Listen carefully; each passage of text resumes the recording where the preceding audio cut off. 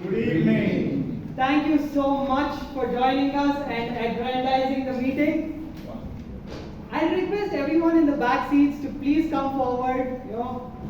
It'll feel great for the speakers and you will get to pay attention.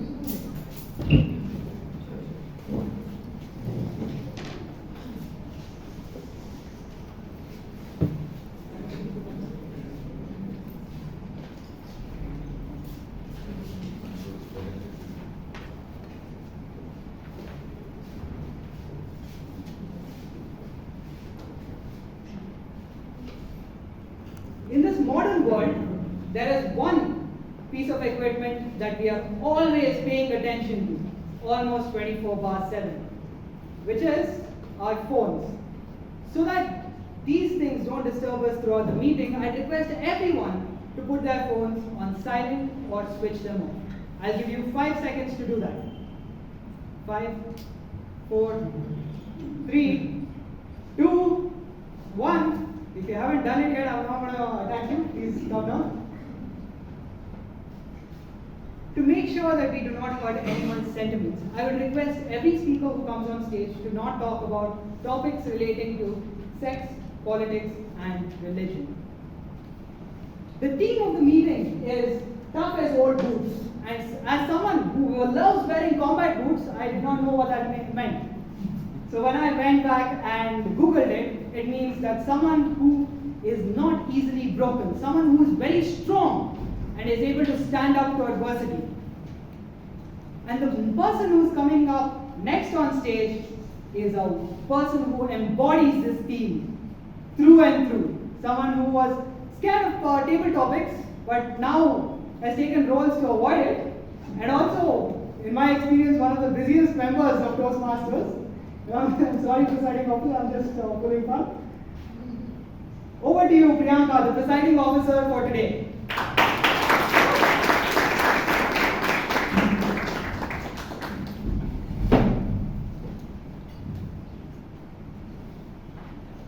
Fellow Toastmasters and your guests, a very good evening and a warm welcome. Good evening. I would like to open meeting number 1402.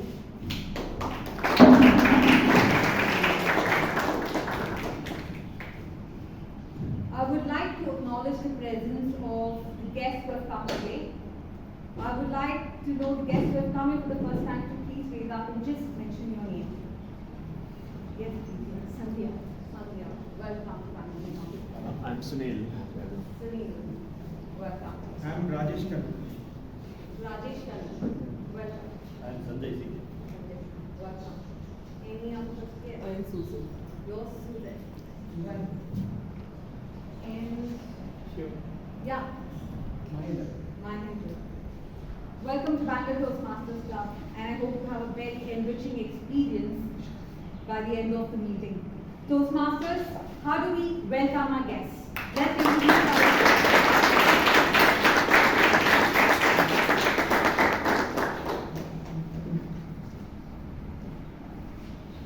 Very recently, I was watching an interview about leaders. I'm sure all of us do, because that is something that kind of interests us. And when I came across this theme, tough as old boots, one of the personality resonated in my mind with regard to that interview. That personality is someone who brought biopharmaceutical industry in India in the forefront. I guess many of you would have guessed who am I talking about. Yes, Kiran Mazumdar Shah. But her journey was not very simple. After she completed her MBA at UK, when she came to India, though she had completed MBA, she did not get the desired job that she was looking for. And that is when she decided to start her own biopharmaceutical company. And can anybody guess where she started her company? Yes. She started her company in her garage with only rupees 10,000. And during that time, the biopharmaceutical industry was not very well known to many. And so it was obvious not many had chosen that stream as a qualification. One of the biggest challenges for her to run her company was to get the right candidates, to recruit the right people. And just not that. Even the banks were not ready to give her the loan to expand her business, because not many understood that industry. It was very easy for her to give up with the kind of challenges that were put across her during that time. But she did not give up. She did not give up, and it's now been 4 decades, and she is a successful entrepreneur and a business woman. And if I'm not wrong, today it is also listed as one of the top 100 or 50 industries, the Biocon in the Forbes magazine. So I believe that no matter whatever challenges come across, I think we should take inspiration from such people, because no matter what we aspire to be in life, aspiring is one thing, but walking towards it is another way. So how do we deal with these challenges when they put forward to us is something left to how we take it forward. So the only thing that I would like to tell you all is, please focus with whatever dreams you have, whatever setbacks you get, no matter whatever somebody tells you that this is not your forte, give yourself that one chance, try it out, and then decide, was it the right choice or not the right choice. Similarly, we have someone today who will be taking the meeting forward. She is a go-getter. She believes that no matter what challenges life throws to her, she will fight against it. And just not that, she also chosen the most unconventional industry, that is the education industry. And today she's heading the sales and marketing of an education company. She loves to travel solo, a big time fool. And just not that, she is also represented our club in several contests. In fact, last year, she represented our club at the area and division contest. She's someone who would love to, she always steps up and takes any role or anything that is put forward to her. Ladies and gentlemen, please join me in welcoming the Toastmaster of today's meeting, the Master of Ceremonies, Toastmaster Varsha.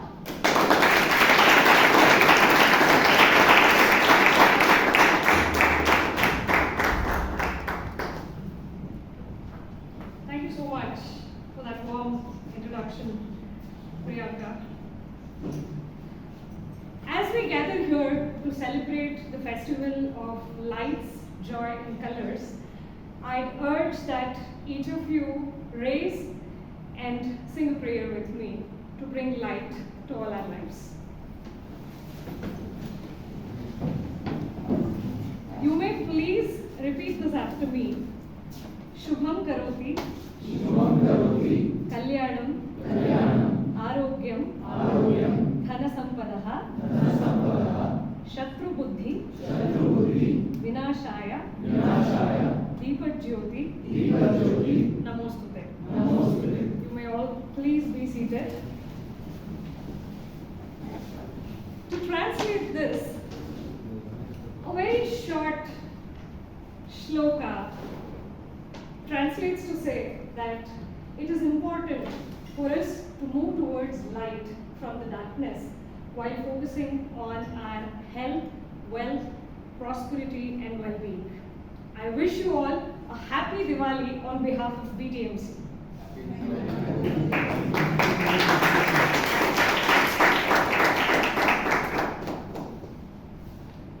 About 3 to 4 days back, Priyanka gave me a call telling that my role was changed. While I was preparing to do a table topic masters today, one of my very close friends dropped out from the role and I had to pick this up.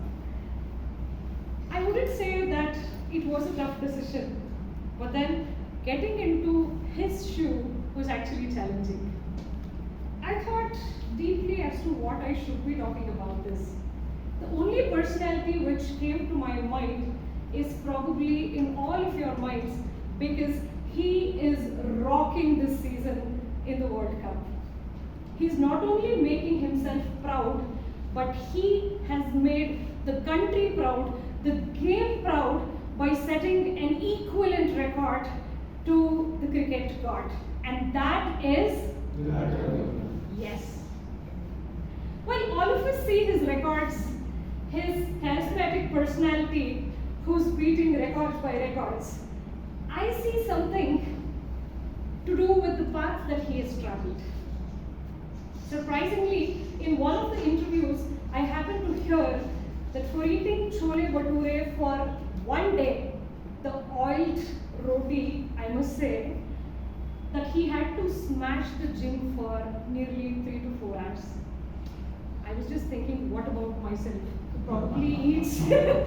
who probably eats that dish thrice a day without even hitting the gym for a day, still dreaming about getting lean. All we see is the runs they score, the performance they do on screen, and of course the way they look with respect to their fitness. But rarely do we get into the details of the struggles they have with respect to the fitness they maintain, the food they take, the compromises they make, and most importantly, the rigorous hard work and training that they go through. Well, to me, that man and one incident proved to me that he is my hero and he is someone who's walking in the old boots. Back then, a 19-year-old was playing a Ranji Trophy while he lost his father. Well, that didn't let him compromise from his performance on the match. Also, one of the greatest games that I've witnessed till today is the 2022 World Cup, India versus Pakistan. While the commentator shouted that he goes down the ground and he goes out of the ground, and that match was marked as one of the greatest matches in the history of cricket, as he wanted 40 plus runs in just about 3 overs. Isn't he a champion?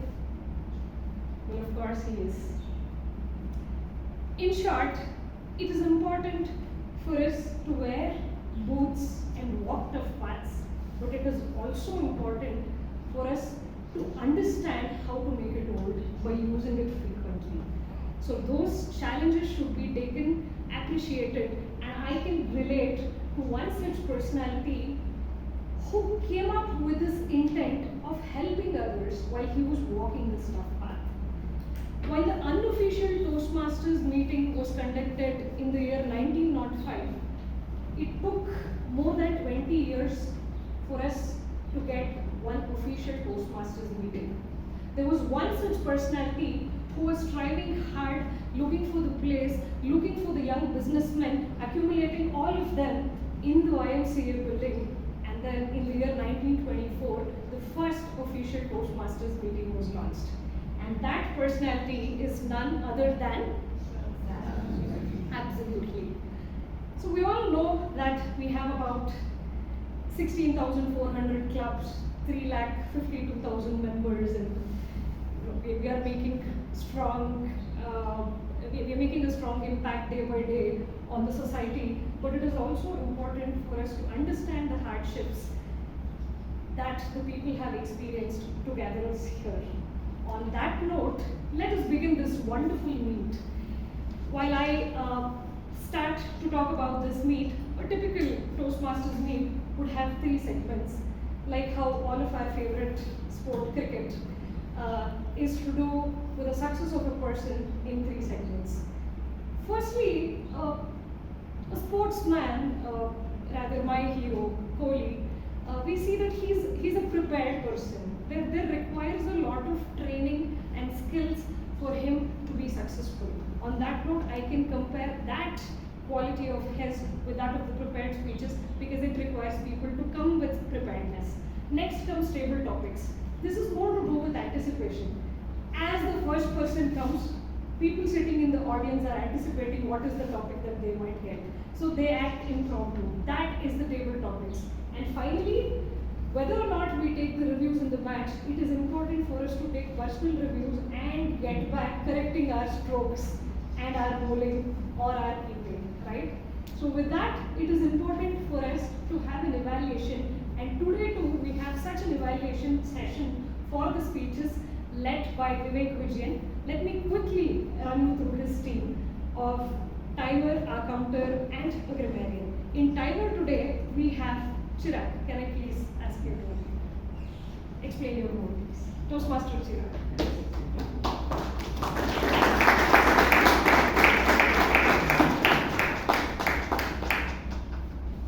As the timer, it is my duty to time and record duration of the entire meeting and its individual parts. For today's meeting, the speeches are 5 to 7 minutes in duration. At 5 minutes, I'll hold up the green card. At 6 minutes, yellow card. And at 7 minutes, the red card. I will also want to address that Toastmaster Nagesh will be giving the introductory speech, so which will be 4 to 6 minutes. So at 4 minutes I will be holding up the green card, at 5 minutes I will be holding up the yellow card, and at 6 minutes I will hold the red card. At 1 minute, at the end of the meeting, I will give my report to the general evaluator and submit to the club secretary in order to become part of the parliament.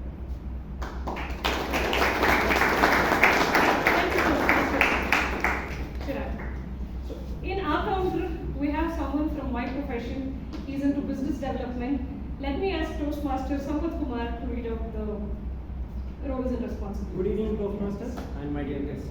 As an out-counter, it's my responsibility to keen hear and observe and make a note of all the unnecessary crutch words, filler words, and so, but like repetitive words, pauses, who used by anyone taking the stage today. I will report to General Evaluator at the end of the meeting with the contact. Thank you. And in the grammarian, we have an entrepreneur, Toastmaster Kanya. Please explain your role. A very good evening to everyone. Good evening. As part of my role as grammarian for the day, I'd like to introduce the word of the day, aggrandize, which is a verb, a Latin word, derived from Latin, and has been in use for more than 3 centuries now. Aggrandize means to make grand, to make large, to magnify, to praise something or someone. It's to enhance their status, and a lot of times it's an exaggeration. Let me give you an example. My husband very often aggrandizes my mother-in-law's cooking. Better her than my cook. Another example. My husband always aggrandizes his sense of direction while driving until we lose the Wi-Fi. And today, as I aggrandize my role as a grammarian for the day, I challenge everyone here who's speaking to use the word aggrandize as much as possible while speaking. And part of my role will be to make note of everyone who uses the word aggrandize today, while also keeping and listening and making note of very good use of language this evening, and also looking for opportunities where everyone can improve the language. I look forward to some great, impactful speeches. Happy speaking, everyone. Thank you, Toastmaster Kanya. Now, without further ado, let's get to the prepared segment, which is prepared speeches. In the first evaluator, we have Toastmaster Vishwanath. While I asked him which was the toughest decision he had to make, or which was the tough path that he had taken wearing the old boots, he told me that during the COVID, he had lost his loved ones. But the way he saw this was losing a couple of important things will be making way to certain new things. While you're ready to say a bye, a new high will be welcoming to you. Toastmaster Vishwanath is an IT manager. May I ask Toastmaster Vishwanath to kindly read out the guidelines, please. Thank you. The purpose of the speech of the project is for the member to introduce to the club and learn the basic structure of a public speech. Timer note, the speech length is 4 to 6 minutes. All the rest is the target speaking. The speaker one said that this is the toughest decision that he's ever made, as he's going to be presenting his first public speech ever. He has requested all of us to bear with him in case of any mistakes. Well, in the first, so we have our IT manager evaluating a development engineer. Let's give a big round of applause to our development engineer, Toastmaster Nagesh, coming with a speech titled Learning Never Ends. Learning Never Ends.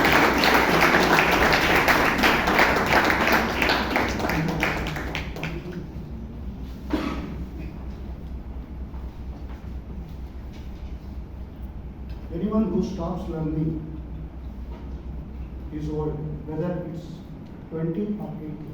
Anyone who keeps learning stays younger. Said Henry Ford.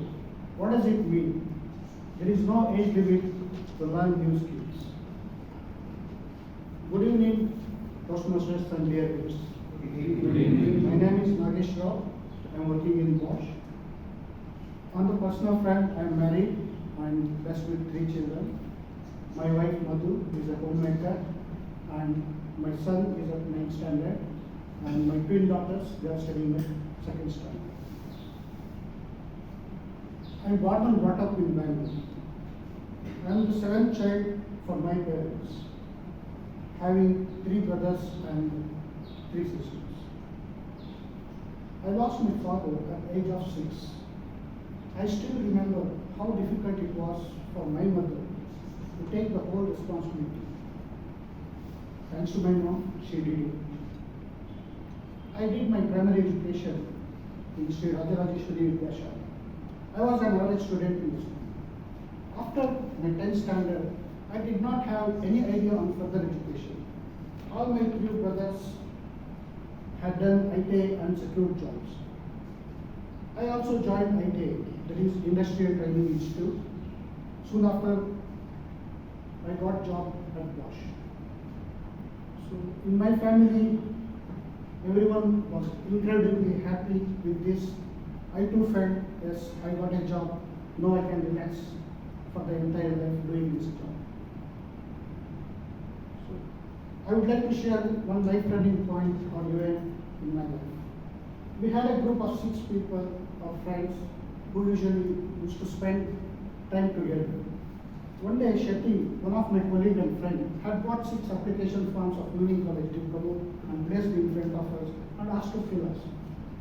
Since I was contented with the life what I had, I was not interested to apply for the diploma. But my other friend, Mohan, insisted me to apply. So I was saying that we can spend evening times together and enjoy the evenings. So reluctantly I applied for that Union College diploma.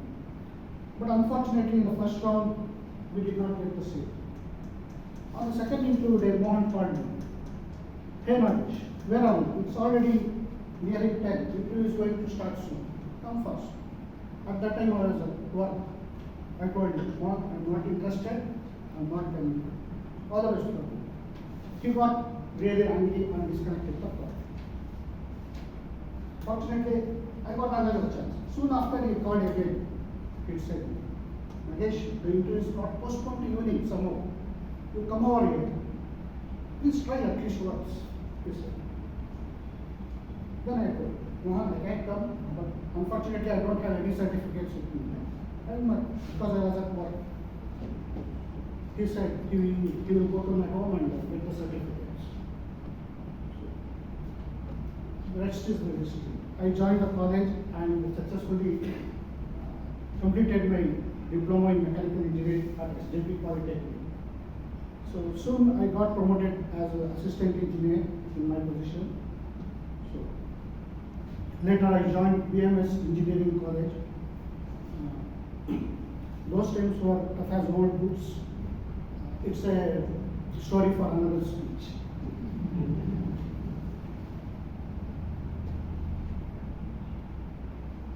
One day, my manager called to his cabin and said, Nagesh, you have all the qualification and technical skills to succeed in the job, but these are not sufficient. You need to develop the soft skills too. I was quiet. Then he typed something on his laptop and turned the laptop towards me. That was showing Toastmasters Bangalore. That's how I am here. I hope with all your support and guidance, I can develop my speaking skills. As I said, anyone who stops learning is old, either 20 or 80. Anyone who keeps learning new skills is always young. Over to the questions.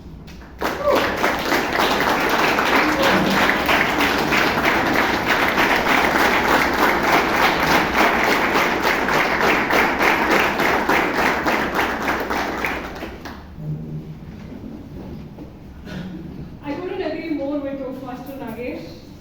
Time to head to the second speech. Now in second evaluator, we have someone who makes our lives, who comes from an industry which makes our life very, very easy. Now I was wondering as to what would have provoked him or made him to wear those old boots. Well, he told me that we all have invisible ones. We keep walking in those old boots as and when the situation arises. So we have Toastmaster from hospitality industry, Toastmaster Alan Arana, to evaluate the second speech. Let's all give it up for Toastmaster Alan. The purpose of this project is to learn or review basic methods for writing a speech with a defined purpose and to present a well-organized speech on any topic. The speech timing is 5 to 7 minutes. Best of luck to the speech. Thank you, Toastmaster Alan. Now the second speaker, I just wanted to, with this second speaker, I just wanted to understand her take on the theme. Well, she brought a new perspective by telling that the old symbolizes experience. The very fact that it is old because it is used. So all she says is voice it out, put your foot down, start walking, and thereby it gets old. Now in the second speaker, we have a data scientist, Naina, Toastmaster Naina, coming up with a speech titled The Biggest Hurdle, absolutely in sync with this theme, The Biggest Hurdle, Toastmaster Naina.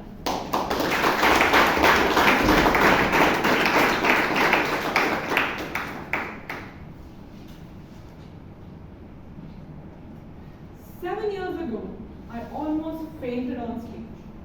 It was a chilly winter morning and a cold day, and my class was responsible for the morning assembly, and I was given the responsibility to give a speech on women in the armed forces. I was excited because this would be the first time I would be giving a speech in front of the whole school. So I wrote a short script, learned it upside down, inside out, top to bottom. I knew that script like the back of my hand. I was standing at the back of the stage, waiting for my name to be called. I was nervous but excited. And as my name was called, I walked to the dance, with my speech still in my pocket just in case. I knew I didn't leave. As I got on the stage and got to the dance, I saw 200 students looking at me. And suddenly I couldn't see. My hands and legs were shaking.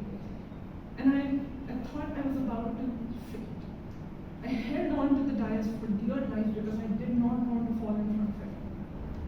It took me about 2 minutes to regain my composure. And by that time, I forgot the whole speech. So defeated, I took out the speech from my pocket, unfolded it, and read from the written script. I could not understand why the mind, body, and my soul, which was so in sync with this ambition, bailed out on me last month.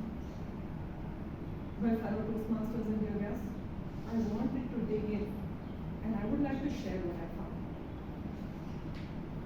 You see, if we go back 2 million years in our evolution, our ancestors had brains that were 1/3 the size that we have right now. And around the time we found fire or controlled fire, our brain size rapidly increased. Now you would think that our original brains wouldn't become bigger, but that's not quite what happened. Our old brain structures were the same, and new brain structures developed on top of it. Let's just call it old brain and new brain for simplicity's sake. Now you see, all of us still have those two structures, the old brain and the new brain. The old brain is responsible for our instinctive behavior, the fight, flight, and freeze response. It is responsible for keeping you exactly where you are.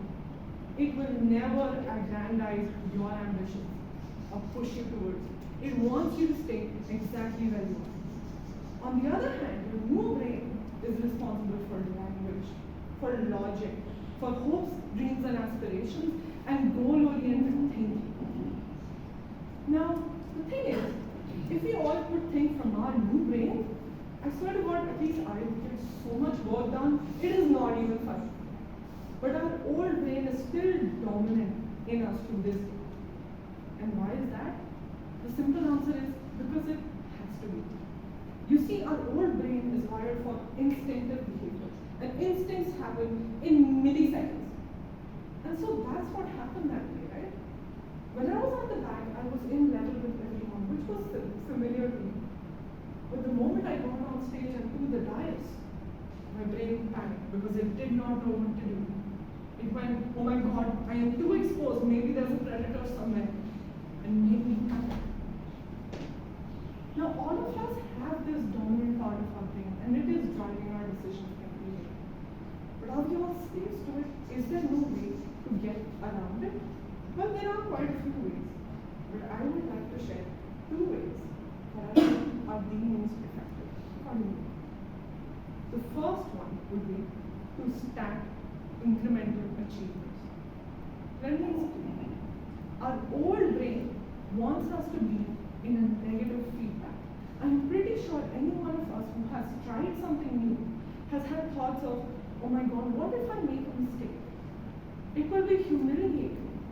What if I don't have any friends anymore? I'll be the talk of the town, but not for a good reason. Maybe it's not such a good idea to go through with this anymore. I am pretty sure all of us have been in that situation at some point in our life. But what I mean, so to get from this negative feedback loop to positive feedback loop, you could set small goals and increase the challenge every time. Let's say Toastmasters, for example. First goal, show off for meetings, but I don't think that's so difficult. Okay, fine. Second goal, become a member. Alright. Third goal, a little bit difficult. Give a table talk speech. First time you do 10 seconds. Alright, at least it's something. Second time you do 30 seconds.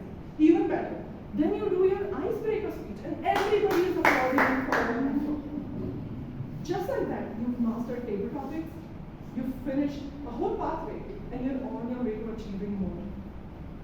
So, incremental achievements.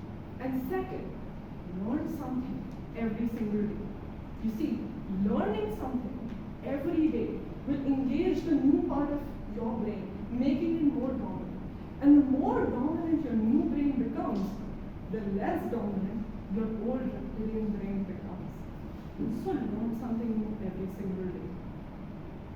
Now that I've told you about these 2 solutions, which are essentially tools, I hope all of us can use these tools to maneuver around and control the biggest obstacle that stands in our way, our own selves.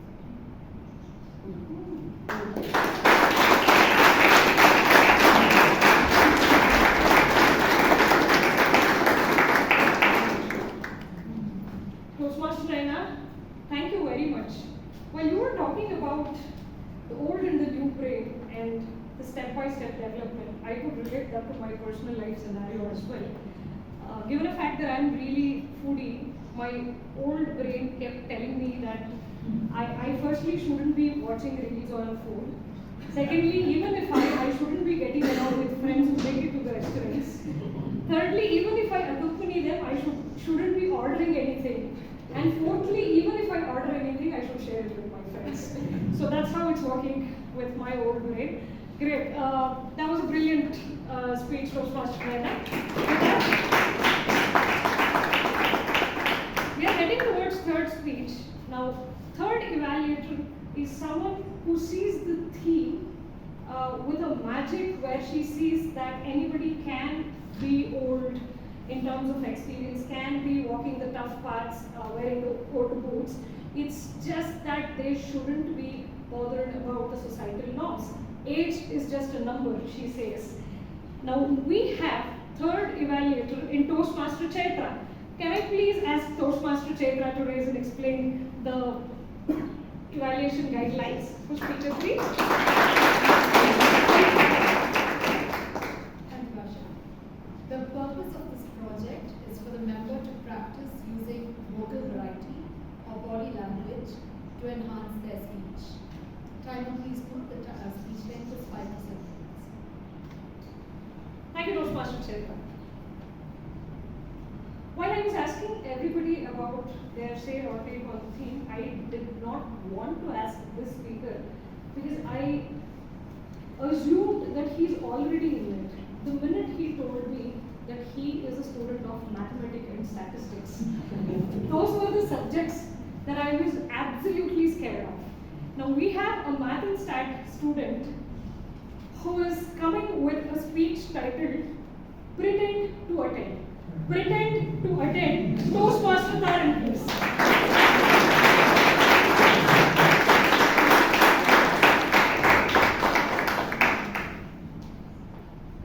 What is something that you'd like to disappear from the face of this planet? What is something that you'd like to vanish completely? To you, it may be poverty, and perhaps for you, it may be mosquitoes. But for many of you, the world might be a better place if today's table topics master were vanished. For me, it is Ejipura. Specifically, Ejipura between 8:30 and 9, which contains a patch of traffic. And when you realize that you are in that place, and at that time, the tension that you feel is much greater and is almost comparable to the feeling that the strip called Ejipura is almost similar to the Gaza Strip. For those who are unaware, Ejipura is an area which connects Indranagar and Koramangala. And it is also my daily commute to college, Christ University.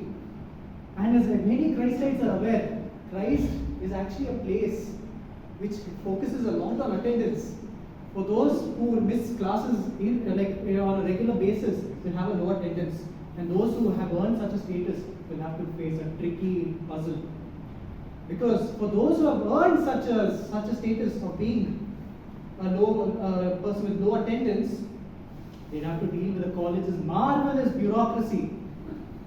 And not just that, they have to spend time in the library.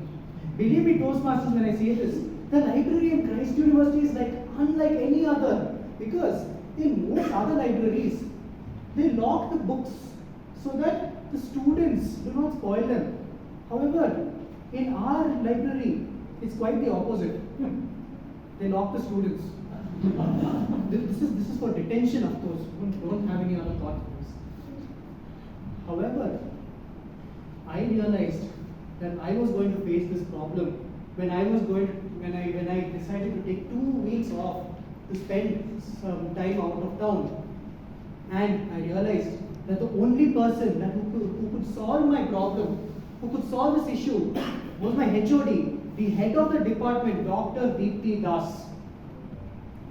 However, Dr. Deepthi, she is a very strict individual who is a little intolerant when it comes to absence, when absence grievance. Leaving that aside, Dr. Deepthi is a very intelligent person. very intelligent. She can speak 5 languages and she's very fluent in them. However, when it comes to answering students' requests, she does not know how to say yes in any of the 5. So I was faced with this problem, and I decided to communicate it with my friend Lila. So and in the middle of the conversation, she tried to calm my nerves and tried to assure me by saying, "Don't worry, Taran. Dr. Deepthi might be a very strict HOD, but we can maybe change that if you go and speak to her." Change what, Lila? Do you want to change the strictness of the HOD? Although I would prefer the second. Nevertheless, seeing that I was showing some air of self-pity, Nila thought I should talk to my friend Sanjana. Since Sanjana's mother was a doctor, I could get medical certificates. So I went to Sanjana and I went, "Sanjana, you have to help me out. I want to claim my attendance. If you can get me some help from your mother to get a medical certificate, that would be so great." Sanjana was looking at me as if I had done something wrong, which I was doing. However, she said, "Taran, are you sure?" I'm like, "Yes, Sanjana, please. I really want the certificates. You help Nila get the certificates. Why can't you help me?" Sanjana was like, "I can help you, Taran, but how can I get the certificates when my mother is a gynecologist?" Unless I'm missing something. At this point, I was not only helpless, I was hopeless. So I decided to go straight for the truth. With this fake confidence that I mustered up, taking deep breaths, just like how I was taking before the speech, I went straight into her cabin, knocked at the door, and I said, "Ma'am, you have to help me with this attendance shortage. I am going to miss 2 weeks off, and I don't want to spend hours in the library and deal with the administration." She saw me and said, "Calm down. Why don't you have a seat?"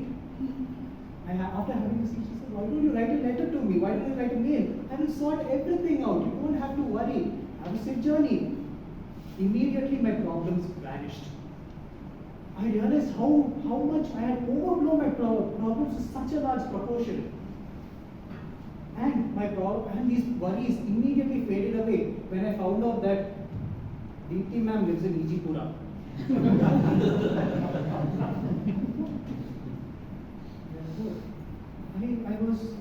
I realized that I was showing so much of self-pity, I was showing so much of worry that I did not know what to do with it. I realized that self-pity was the one thing that was keeping me aback. And to deal with self-pity, one of my mother's bosses, Ashok Suta, had a very nice trick. Whenever he was at a party and when he met one of the dinner guests who was showing such signs of self-pity, he would give them a card which read, "Your story has touched my heart. Never before have I heard of anyone with as many misfortunes as you." So therefore, I believe that getting rid of your self-pity is probably the first step towards understanding your own suffering. And if the Buddha were alive today, he would have probably phrased his popular wisdom as, "Pain is inevitable, but suffering is optional." So if I were to ask myself once again, what is something that I like to disappear from the face of this planet? My answer is still going to be Ijipura and the attendance. Over to you, Toastmaster.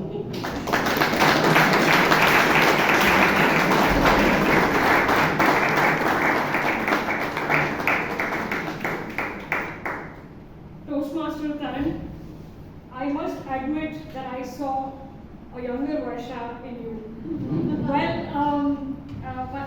Back in those days, I was a little perplexed to see that my name missing in the English subjects attendance shortage, and I was wondering what had happened. It's just that I hadn't attended even a single class that they'd removed my name from the register, and then I happened to go to the Gunashila nursing home, and the minute I asked for the leave note or medical certificate, There I had a bigger shock of my life because it was a maternity hospital.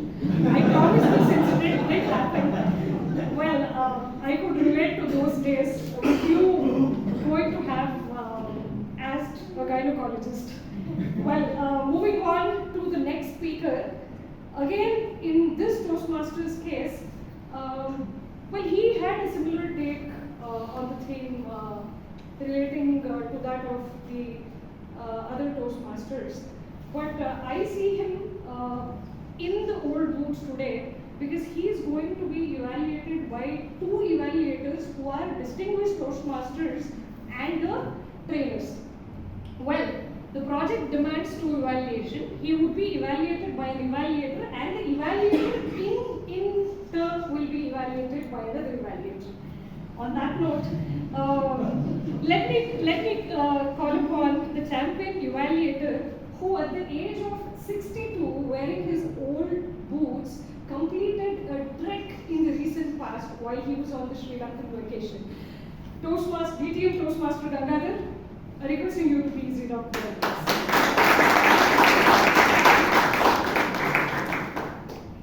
The speaker is attempting the speech from Pathways Dynamic Leadership. It is L1P4, the speech titled Great Escape. And the purpose of the speech is for the member to present the speech and receive feedback from the evaluator. Time allotted is 5 to 7 minutes, and I wish all the best. Thank you, DTM Toastmaster Gangadhar. Now we have the fourth speaker who's a student, not sure how the connection is holding good. While the previous Toastmaster was talking about attendance, the current Toastmaster who's coming on stage is talking about the Great Escape. With the speech titled Great Escape, let me welcome onto the stage Toastmaster Brian.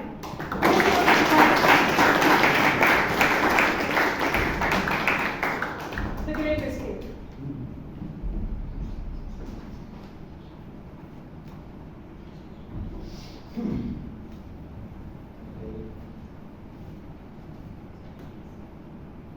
Hello? Hey Brian, did you hear? What happened? Our exams have gotten postponed. Postponed. 19th March 2021. The grade ICSE boards decides to postpone the class 10 exams, board exams. I was in a class 10 then. As a student, you must have all experienced. The greatest moment in your life is when your exam is postponed or cancelled. At that moment, for about 2 or 3 minutes, I was thrilled. Exams postponed, revision started. But after some time, as I looked at my geography textbook, I was saddened.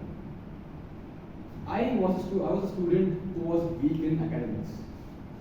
The sciences pulled my percentage down. I was hoping for the geography exam to pull my percentage up. But that very exam was postponed. I was filled with anxiety. I didn't know what would happen. I didn't know when the exam would go. That was a very sad and a very tough situation for me.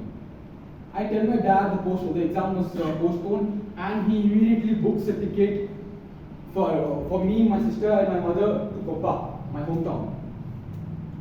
We all go to Koppa, and the moment we reached there, lockdown was imposed. I was locked in that 6-acre campus with my exams. I don't know what would happen. As soon as I reached Koppa, I was put in a situation which was very tough. There was anxiety, and there was also vacation fatigue. For a student who was studying for the past 3 months for his board exams, and if you tell him suddenly to stop studying, what will he do? I was in a situation. I didn't know what to do. I go to my grandfather, who was a farmer. I tell him, grandfather, give me some job, I'm bored. He sees an employee in me, and he gives me a great smile. He was very happy that I asked him, and from that very day, the very next day, all his responsibilities, he put it on me. From the very next morning, I had to take the cattle out to the farms, let them to feed. After coming back, he taught me how to chop wood. I had blisters on my hand, but that didn't stop me from chopping wood. I chopped wood from the breakfast up till 3 or 4 in the afternoon. Because that was a great escape for me. After the chores, I played badminton with my cousins. We took my grandmother's old sari, burnt a few holes in them. She was away, she was in Bangalore, she didn't know that happened. We burnt a few holes and we put that as a badminton net. And we played badminton till 9:30 in the night. About like mid-May, starting of June, we receive a notice from the ICC board. Your exams will take place in the month of July. I don't know what to expect. We go back to Bangalore and then I start studying. I forgot everything that I studied in the past. I forgot the whole of class 10. I don't know what to do. I'm opening my geography book, I don't know what's what. And that was again a tough situation for me. A few days went by, again mentally retarded. And then again I didn't receive another notice. Due to rise in cases, the board decides to cancel the exam. You will be evaluated on basis of your internal marks. My internal marks are very good. When they told exams cancelled, I was again thrilled. I was singing, I was dancing. That was so good because I didn't know what to, because that was a solution for me. The lockdown there taught me a lot of things. Just like Vishwanath did, the lockdown was a roller coaster for all of us. Don't you agree? Yeah. For students like me, it was cancellation of exams. For the younger and older students, it was online classes. For many people in workforce, it was stress. And many of us even lost our loved ones. Toastmasters, we all had hard times. And what we all need to understand from it is, we all learned how to manage our stress. Indirectly, we learned how to manage our stress. I didn't realize it back then, but now when I look back at it, I was under deep pressure and stress, and the only thing that got me out of it was doing chores. The book Ikigai. How many of you have read the book? One year. The book Ikigai tells the Japanese secret for a long and happy life is that you keep yourself engaged. That's what I did. Indirectly, I did not notice it. I kept myself engaged in things. Keeping myself engaged in other things made my mind not think about the exam. When you do not think about the thing that causes you stress, that solves our 90% of the problems. And in that way, like many of you here, I indirectly learned how to manage my stress. Now, when I'm overthinking, when I'm under deep pressure, I try to do something other than thinking about it. When you go for a run, because video games help me now. Toastmasters, as the theme says, tough as old boots, we all have difficulties. And I want you to take back something from here. The next time you're in a tough situation, the next time you have stress in your life, do something, keep yourself engaged. Going, even a visit to the washroom or even cooking for some time, that will take your mind off it and it will help you think in a whole different way. Again, as Ikigai says, keep yourself engaged, all will be fine. You live a long and happy life. Back to you.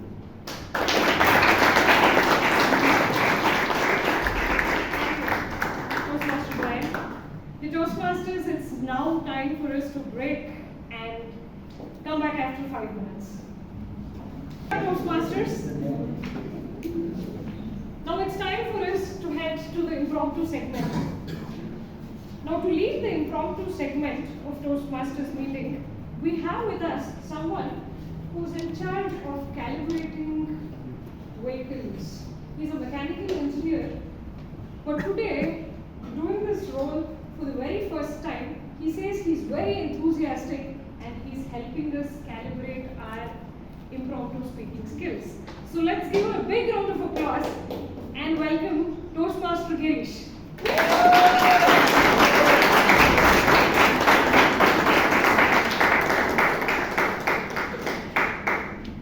Thank you, Madam Toastmaster Vasha, for this wonderful introduction. For sure, as you rightly said in your speech, you were stepping up for Toastmaster of the Day from table topic. So I am taking up your role. So hope I will try to do my best. Yeah. So,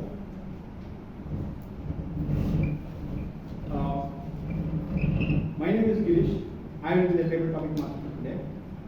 For the benefit of the guests, so a table topic master is the one who facilitates table topic speeches, which enables people to, or especially the member group, to develop the skill of impromptu speaking.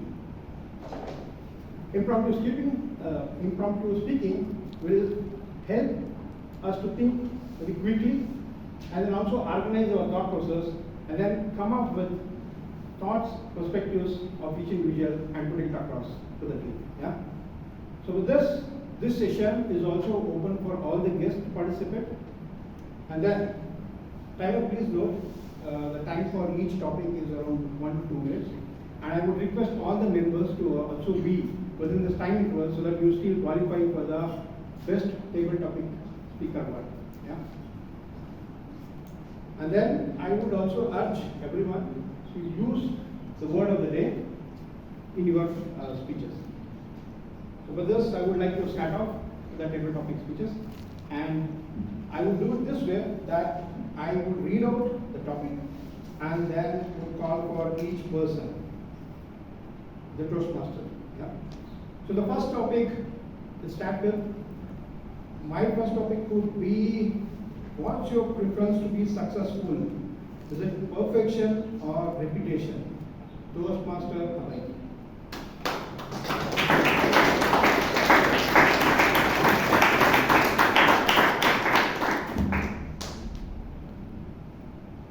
Table topic master, fellow Toastmasters and guests.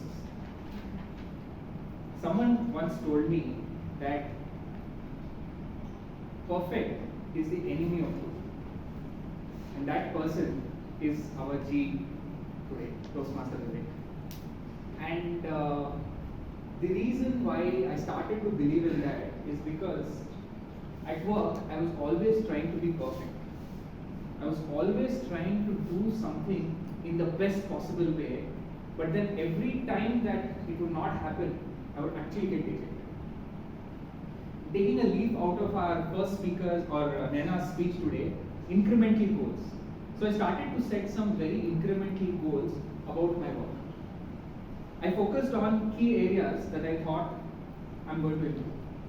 Yeah. And as a software developer at that time, increment was something that I targeted in terms of money, but I also targeted an increment in my work because only this increment would lead to that increment. So I was first really bad at making a design. So I thought, okay, what's my problem here? Okay, making a design. So I started to read about how do I make a good design, what are the things I need to think about. So I understood that good design is all about thinking what problems you will encounter and how you will solve them in your software. So I started to think about problems, I started to list them down, and slowly and surely I got better at making a good design. So once I started to make a good design, I understood that good implementation comes from good design.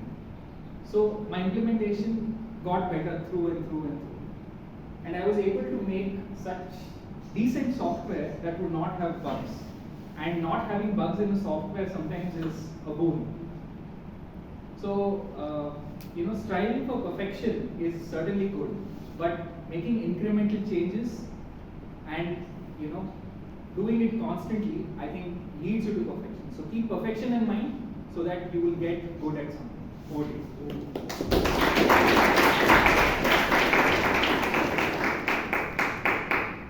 Thank you, Abhay. Keep perfection in mind and incremental innovation. So, thank you. So the next topic that I have on my cards is, what is your favorite way to spend a lazy day? Toastmaster Vidya.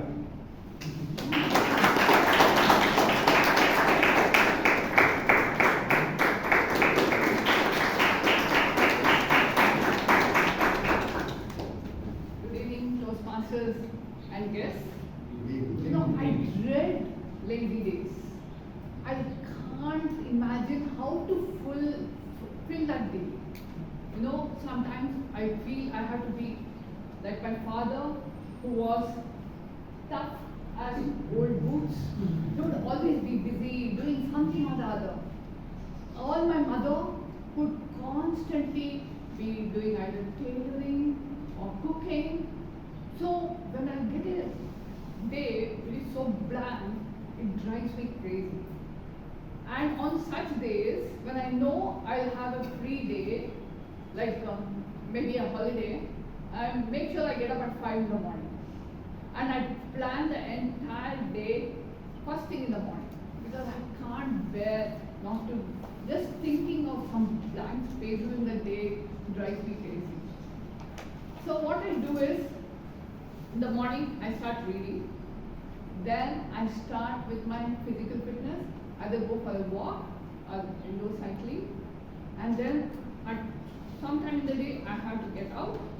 So I go out, spend 2-3 hours just window shopping, and then come home. And also in the meanwhile, I would have prepared what I have to cook, and I let my husband do the cooking part, because I would have prepared everything, and I will come back, have my lunch, and then again for the evening I will be having some plans, at least to watch Netflix, what is my favorite thing. So by 9 o'clock I'm so dead tired, I just go straight to sleep. Thank you very much.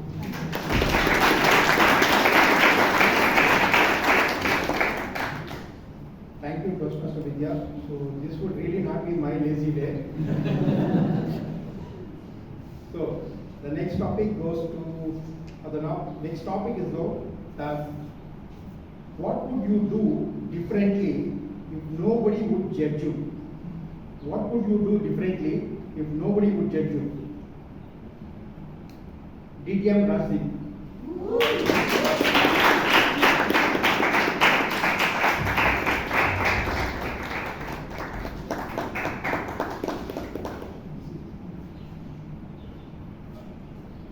I remember a story.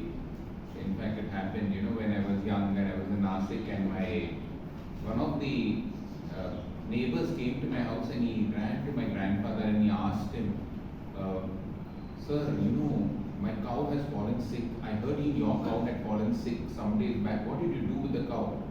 So he said, "Yeah, I gave it," my grandfather said, "I gave it little pepper with honey." He said, "Okay," and he ran out of the house. The next day he came back and he said, "What did you tell me? You told me to give pepper and honey. My cow died." My grandfather said, "Even my cow died, but you didn't wait for the answer." Now the reason I told you this was, if nobody were to judge me, I would always be a better listener, because every time we don't listen, we are all the time thinking of something else. And sometimes when Varsha is speaking to me, I'm thinking of what should I do this, the next is the table topic, this Vivek is speaking to me. So if nobody would judge me, I would always be a better listener. I would try to be a better listener in every way. But the whole point is nobody stops judging you.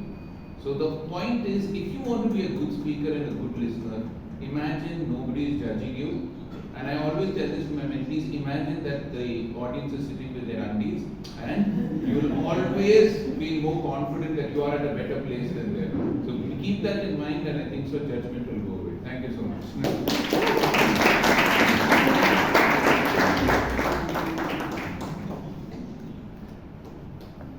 Thank you, Rajesh sir. That exactly suits me to the max. So the next topic that I have is, what makes someone hero as per you? What makes someone hero as per you? Toastmaster Suhas.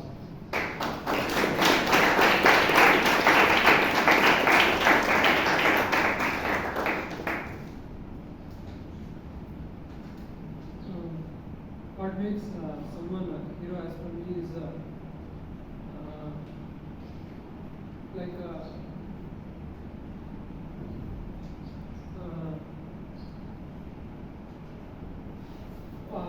I see like traffic, lot of people are rushing and they are not waiting, but there are few people will come and they'll show hands, come this side, go that side. Feel good, and I see them as heroes because they spend time and they make other people to go. And today I came early to Toastmasters because of those people, and really thankful to those kind-hearted people. And nowadays people are losing humanity, but there are few people who have soul and they help others, and because of them lot of people are living peacefully and happily.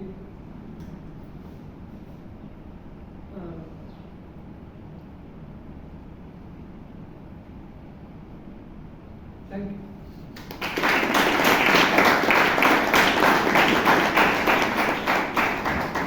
Thank you, Toastmaster Suvas. So, humbleness and empathetic always would be the key part. Okay, so the next one is, what is the most defining moment of your life so far? What is the most defining moment of your life so far? Toastmaster Srinivas.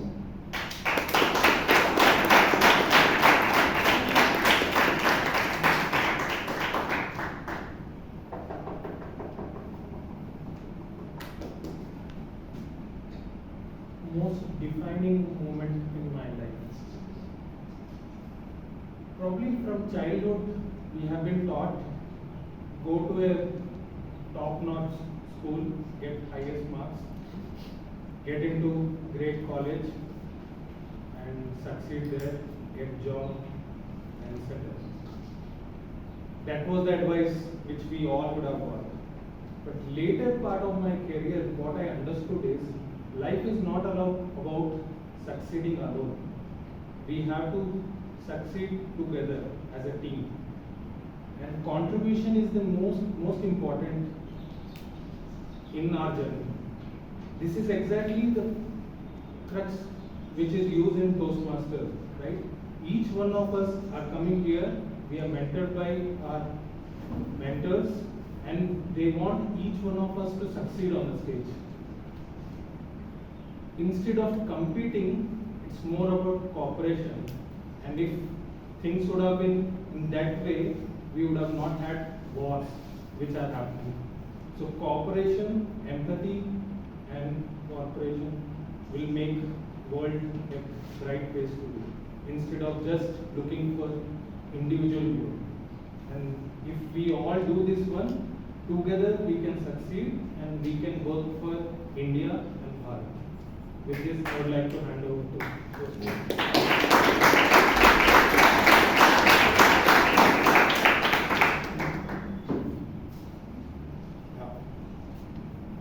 So the next one is, what has been your greatest gamble in life till now? What has been your greatest gamble in life till now? So for this topic, I call upon Toastmaster Ratan.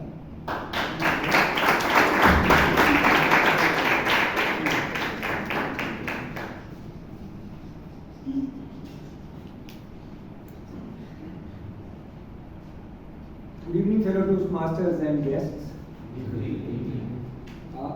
My greatest gamble so far has been something which happens every Friday. A new movie is released every Friday, right? What else happens every Friday? Everybody is laughing, but I'm not getting any answers. The biggest gamble is to come to Ashirwad on every Friday, when the Supreme Court has ordained that Friday evening is for family. So that apart, the biggest gamble I think is to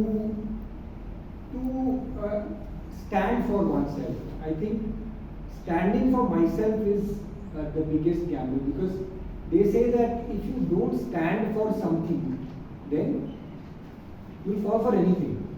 Right? And there are various occasions where I have really taken this stance that I want to do something come what may. And I think the biggest gamble that all of us take is we prioritize self-care. You know, be yourself in a world which wants to make you something else is the biggest challenge. And I believe that is a challenge. Whenever I've taken it, then that is the biggest gamble, because the gainer ultimately will be everyone else, because when you are feeling happy within, you are in a situation to give more, right? But in the short term, it always looks like you are somebody who's rebelling. So that is the biggest challenge.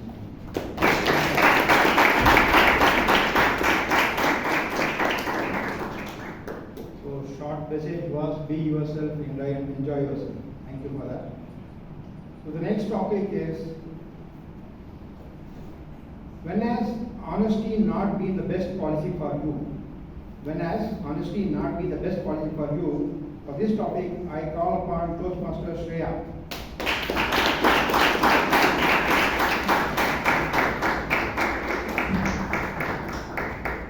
Okay, so this topic is probably best for students. So whenever you want to go on a trip, you go for, or perhaps a better example is when you get your test papers and you want to go to your parents and tell, Ma, I got this much marks. Imagine the test is for 25 marks. You have gotten 15, but then the fear which you have with parents, you go and tell, Ma, I got 20 marks. That is the fear which we have.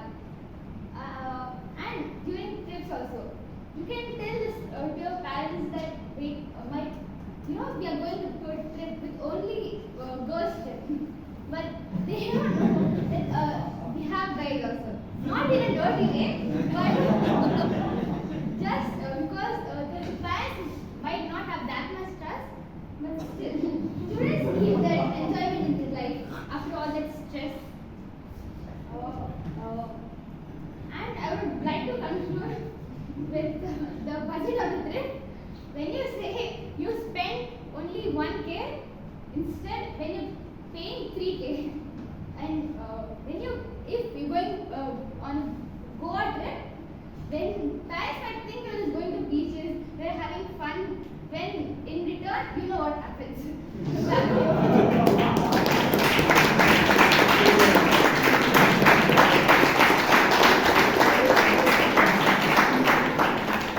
Thank you, Shreya. Thank you very much for that.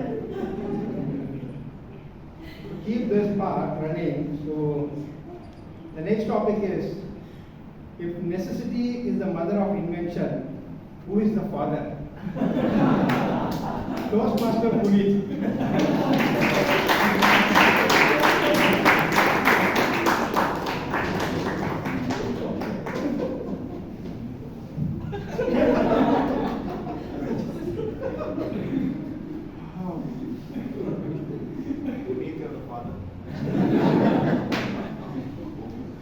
I don't know.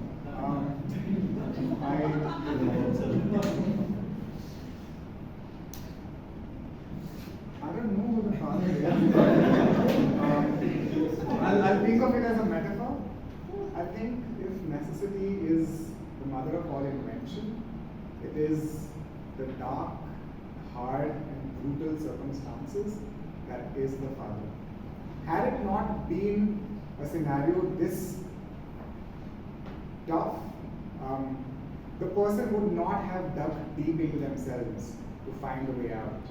So I feel the circumstances, the situations one finds itself in, I learned a beautiful concept, it's called the dark night of the soul. in a hero's journey, the night where everything this person believes in, feels is the truth, breaks apart, which comes away. I think that is really the father of any and all inventions. You could trace back I could give you the best example is Siri. Siri, when it was developed, it was thought to be a useless technology back in 2004, the Siri that we use, until the inventor who had Indian origins was on a flight and he wanted to know the time of the flight. And he had the Siri app installed on his phone, pre-installed. So he just asked, hey Siri, when is this so-and-so flight leaving? And the Siri replied with the time. And he kept the phone down, and the neighbor next to him said, are you a billionaire? He's like, why, what happened? How do you have a technology that's that quick? And that is what made the guy say, wait a minute, I don't want to kill this technology. There is potential to it. Every single founder I meet, they have such tough circumstances where they feel, I want to shut the company down. I don't think we'll be able to raise money. I don't think the market will give me any response, but they still go on. So I think the father is underappreciated in the circumstances and scenarios that one finds themselves in. Yeah?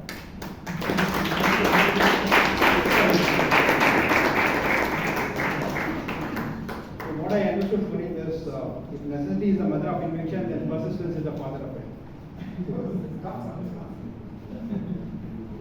So the next one is, the glory is not in never falling, but in raising every time we fall. The glory is not in never falling, but in raising every time we fall. For this I call upon Toastmaster Alok.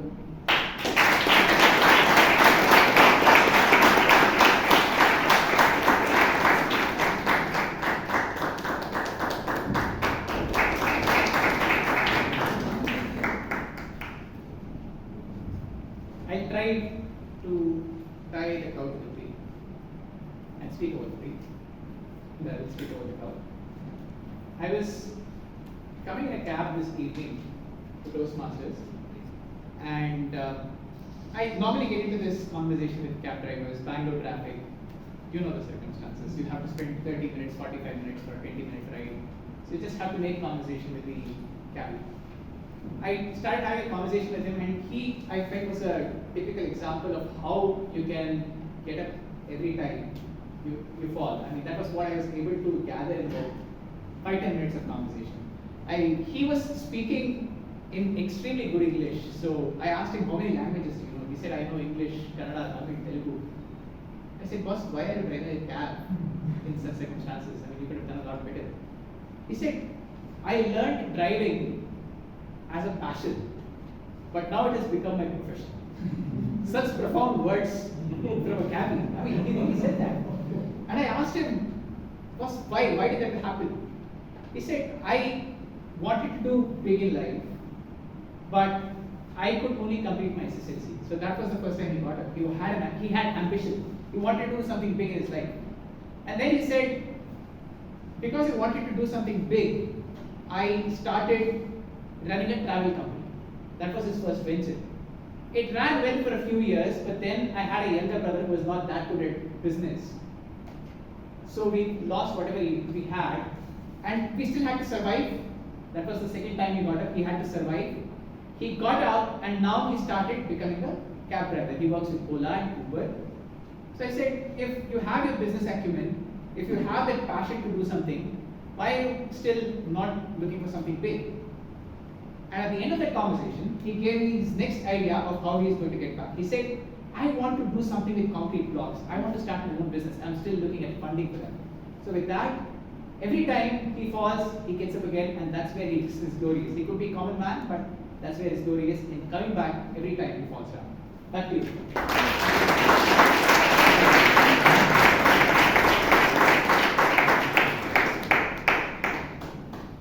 So we have this last one topic, and the topic goes like this.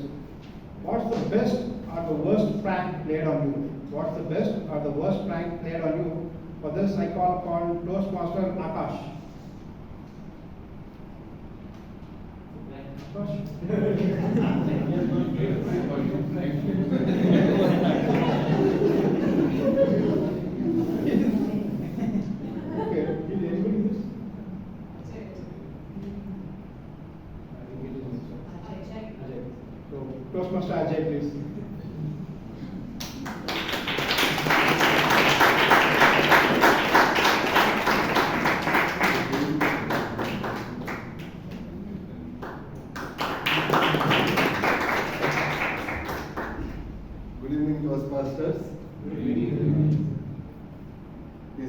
prank. Biggest prank is Priyanka friend on me. He's calling me impromptu on stage, and I am here for the first time. Still a guest, not yet a member. What's the worst prank that's been played on me? This I count as one among them.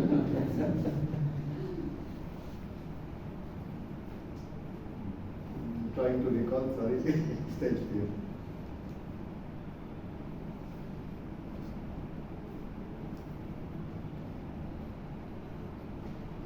I'm blank. Sorry. Thank you. Thank you. Thank you.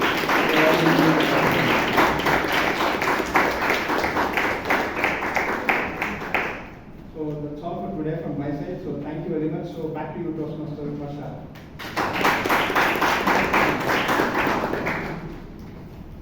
Wasn't that a great table topic session? Yes. Every topic was relatable, at least to me. Shreya talking about her Goa trip and me thinking about the higher version of it, Amsterdam this December. Somebody having to play prank, one missing an opportunity, another getting to take it up. One of my fond friends, which I decided to elope as a table topic Toastmaster of the day, and me having to pitch in, and somebody else from the audience calling Puneet Surana the father. Yes, so relatable topics. That was a phenomenal show, Toastmaster Girish. Let's give it a huge round. With that, now a champion has prepared enough. He's learned the skills. He's anticipated what would come his way. It's now time for us to take reviews. On that note, I have a data engineering consultant who I have worked with, so he should know at least my performance data really well.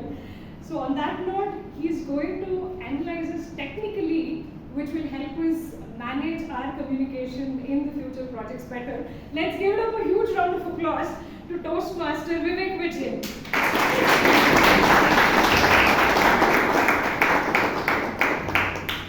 Around 18 months into Toastmasters, I was a bit disillusioned. I was wondering why am I here? What is the use of Toastmasters, etc. Then that is when I heard a very nice keynote by a really good Toastmaster named DTM Aditya Maheshwar. His keynote said that you come to Toastmasters not to become a better Toastmaster, but to become a better person outside, a better parent, a better citizen, a better employee, everything. So this gave me life into Toastmasters, and that is the theme of everything that I will tell today. The evaluation course. All right. So have you ever wondered when you go into a bank that sounds like ABI and somewhere next to your AK there is a bank, right? Yeah. So then there is another bank. It's a bank like BCCI, and in first case you come out with some sort of disappointment. In the second case, mostly the ATMs are working, they answer your questions, and even if you call them, they sound knowledgeable. The second person says, "Go, you have to go to the branch, sir. If you want to withdraw some money, they tell you get your Aadhaar, get your father's signature, all the things." So what happens? What really is happening? Because they are governed by the same RBI rules, same local rules, and even the holidays are the same. The third and the first Saturday, everything is same. Then why do they differ? I'm not sure. It is because of the operational excellence that we have. If you look at Toastmasters also has a very well-defined structure. They have very good, we call it syllabus for the guests. We have projects, we have pathways, we have roles, everything is set. But why do some clubs make it better? Why do some clubs like ours become iconic? It's only because of the chief operating officer of the club. The chief operating officer of the club, we call it the vice president education. Vice president education makes sure the meeting. This is a lesson on how to create a meeting out of nothing. How do you create a meeting? And during creation of the meeting, you get a lot of frustrations. People cancel, the frustration did not come out. Ultimately, what you see is the cake. Hats off to the Vice President Education, but for not showing how dirty the kitchen is. But when you come out, when the food comes out, it is mouth-watering. So hands off to you, Toastmasters. That only increases because she is also playing the presiding officer of the day. That keeps working in your mind, right? That's not very easy. Anyway, that's really good. Only one grounds that I have is you should have used the gavel and taken the gavel in the hand and told that, yeah, the meeting, I call to order this meeting, whatever number that is. All right. Next came let's look at the Toastmaster of the day. What is the function of Toastmaster of the day? Toastmaster of the day is a person who has to keep herself in the background, and make sure that the speakers are the heroes of the day. She did it so well, and so what she did was, there's a saying in Sanskrit. She brought out Sanskrit. Let me also put out Sanskrit. So Pushpamala Prasangena Sutram Chirasi Daryate, which roughly means that because there is flowers, the thread also gets adorned on the head. So what she did was, she put out everybody in the front. She put out all the speakers in the front, and in the process, the whole meeting, she adorned the meeting. So that's really brilliant. And one suggestion, Varsha, you should have toned down the introduction of the evaluators, because they are not the heroes. There is very little preparation needed for the evaluators, whereas prepared speakers have to prepare a lot. So they should be the heroes. Evaluators need actually no introduction at all for that matter. Anyway, so then another important role taker was the table topic master, Toastmaster Girish. I think you're doing it for the first time. Nice introduction. Nice introduction. What is this whole table topics? I don't know. All these are very old. We could have called it impromptu speaking, but we do not. We call it as table topics master, etc. So then guests need to understand, what is this table topic master? Who stands on the table, etc. Right? I mean, it becomes a bit confusing initially. So yeah, only one thing I can get to the Deepavali example. You burst the crackers, right? I mean, we start with the small crackers, and the final one is kept for at the end, right? Similarly, when you call table topics masters, the president starts telling you at around 7:55, 7:56, last topic. Don't listen to that. So what you do? But at the same time, keep Rajdeep Manwani till the end, and just say, okay, bring it at the end. So that means you are the last good cracker should get burst. Okay, because you know that it will fly well. So it should. Then the table topics ends well. Not that it did not end well, but that's the way you finish it off. Okay, now let us go and look at the 4 speakers and how the evaluation of the 4 speakers. The first, I'll go in the reverse order for one reason. I'll tell you a bit later. Brian was evaluated, Toastmaster Brian was evaluated by DTM Gangadhar. I would invite Gangadhar to evaluate.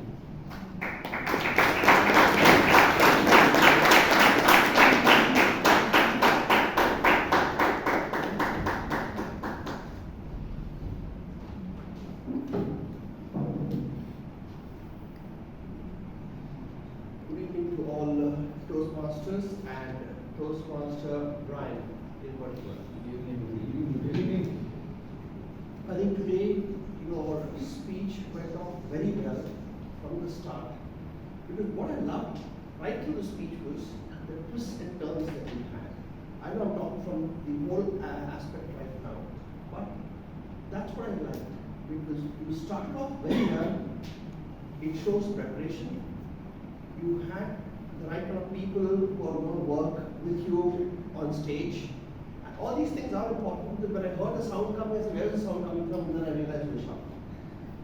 So this kind of preparation is so very important, and it adds, it opens people's eyes when you're, and ears of course, when the speech starts. And what I said about the twists and turns, the roller coaster, examination postponed, the examination cancelled. So, and that the way it came at every turn, you don't know what to expect. It was like uncertain, but the way you put it was very nice. You had very good body language. And I was looking at that, and you were pretty comfortable there. You asked me to check up on the voice. Yes, the voice was going high and low, especially when you talk to your grandfather. Having said that, I might want to put on the same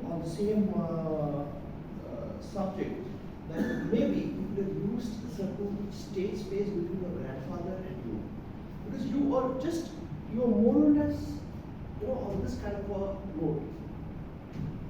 You were more or less doing this. So your grandfather was here and you were also here, kind of stuff. So there, there's a possibility and there's plenty of scope for you to work with. And use the voice of a grandfather if possible. And though there was voice modulation, you could still sharpen it and fine tune it in your coming into speech. And I loved the closing of your speech because it had a message. The entire speech you encapsulated with the Ikigai principle of keep yourself engaged. And your story was enforcing that, because you kept yourself engaged through all the problems that you had, the examinations cancelled and postponed. So in those respects, fine. So pacing on the stage, just give yourself thought, be conscious about that. And if you can, here there's a challenge, use a clip mic. Because it will definitely help a lot. At times your voice is very low. Not that I'm hard on hearing, but I felt it was a little low at times. And enact these people when you come into characters, grandfather of this, or not know Vishal because it's just a dull phone call. But having said that, I think your speech was very well done, and I loved the ending and the message with that. And I wish you all the best. You will do well after that. Thank you.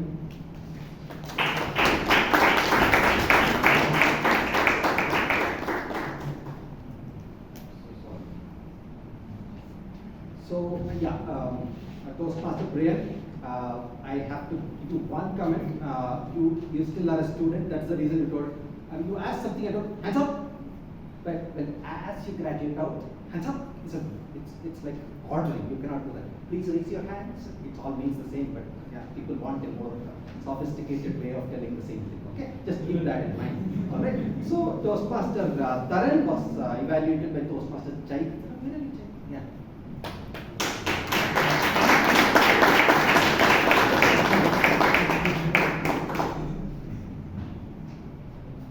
Good evening, fellow Toastmasters and guests. Good evening. Toastmaster Taran, you gave a wonderful speech.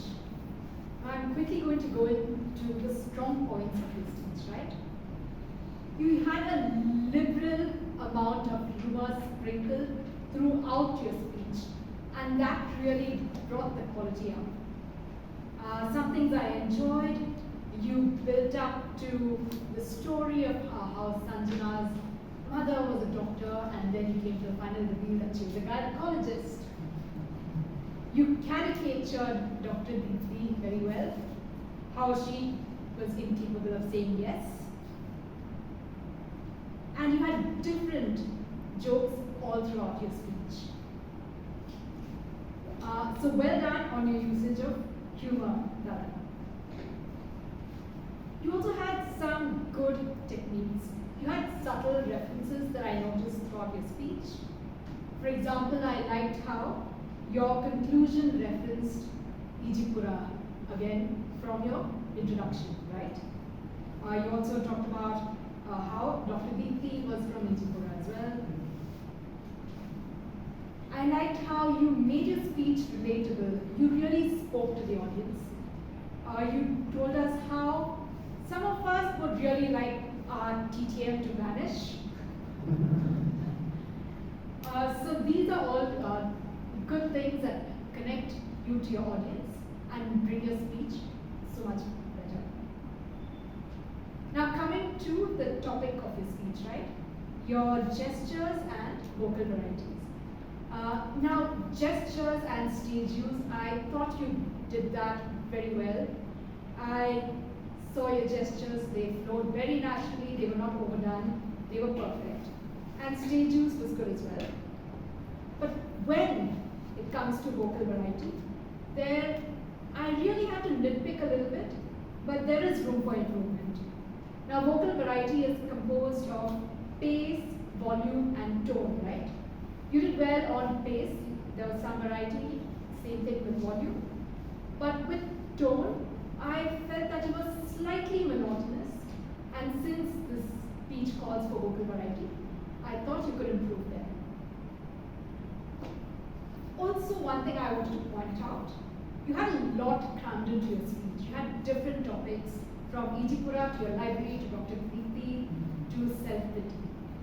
And because you had so much crammed in, you did not, your story itself was not as central as it should have been.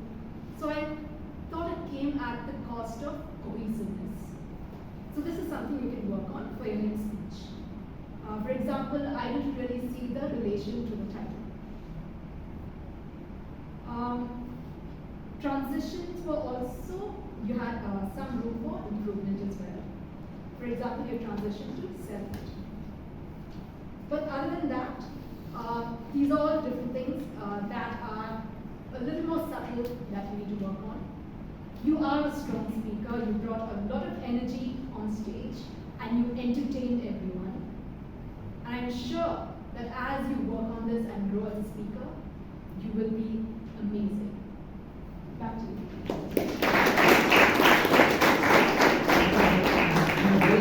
Very encouraging evaluation, Toastmaster Chaitra and Toastmaster Taran. Frankly, this is actually a tough speech because it involves vocal variety and body language. Many people get it wrong because there's a thin line between dramatics and really using vocal variety and body language in speeches. It's very difficult. He got it right, except for one thing, Taran. The whole aspect of two people talking, you do this mono acting here, mono acting there, that's 30 years old. Take it out. That is 30 years old, nobody even practices. Even in mono acting, it doesn't come. In public speaking, that's not a style at all. So take that out and rest of it is fine. This is my opinion. Alright. So next, Toastmaster Naina was evaluated by Toastmaster Alan.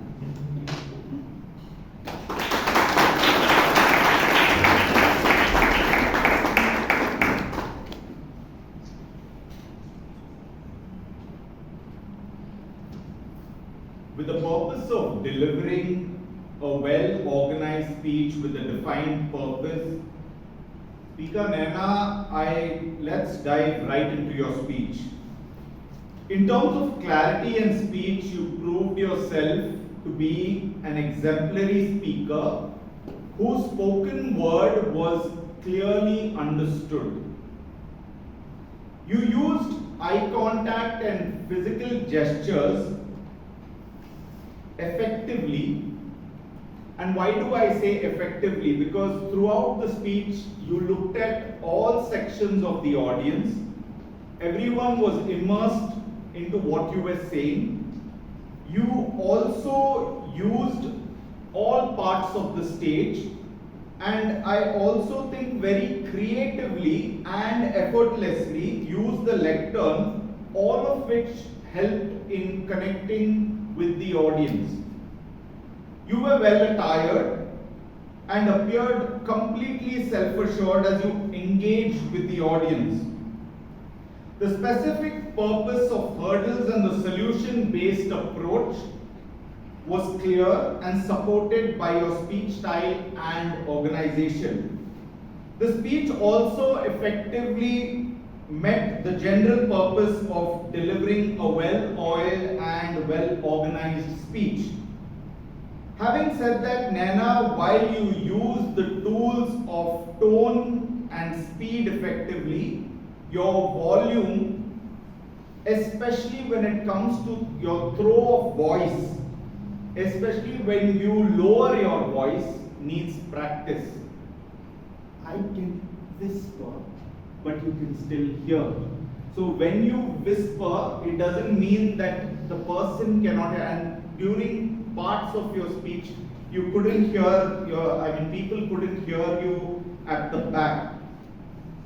Now, while you use gestures, you used it at all points in time very well, and you had defined it very well, but I felt they were overused, and you, at every word, you were using gestures. And there are times that you just need to pause, talk, and that becomes more effective, because I felt sometimes your gestures was distracting from the content. Lastly, you had great solutions, incremental step approach, learning something new. If you had reiterated the same in the conclusion, it would help in better recall. Keeping these aside, Naina, there's no taking away that you are a prolific speaker who is not going from good to great, but great to greater in everything that there is to follow. Best wishes. Back to the general assembly.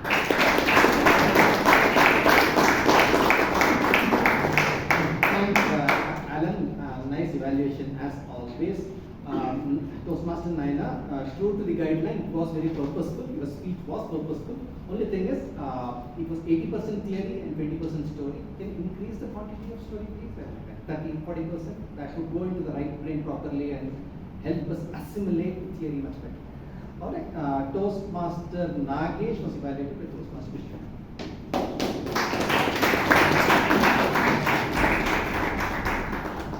General evaluator. Good evening, Toastmasters and guests, and the speaker, Toastmaster Nagesh. I think what I would say is, for an icebreaker speech, you have considered what is required in terms of the introducing yourself, that was key part, and the structure. But I would like to evaluate on the basis of what went well and some things where you can put as an opportunity for the next speeches, upcoming speeches. The first and foremost on the title, learning never ends. I think that is something it hooks up to the every individual, irrespective of the age, and you brought it on a nice way in terms of the title.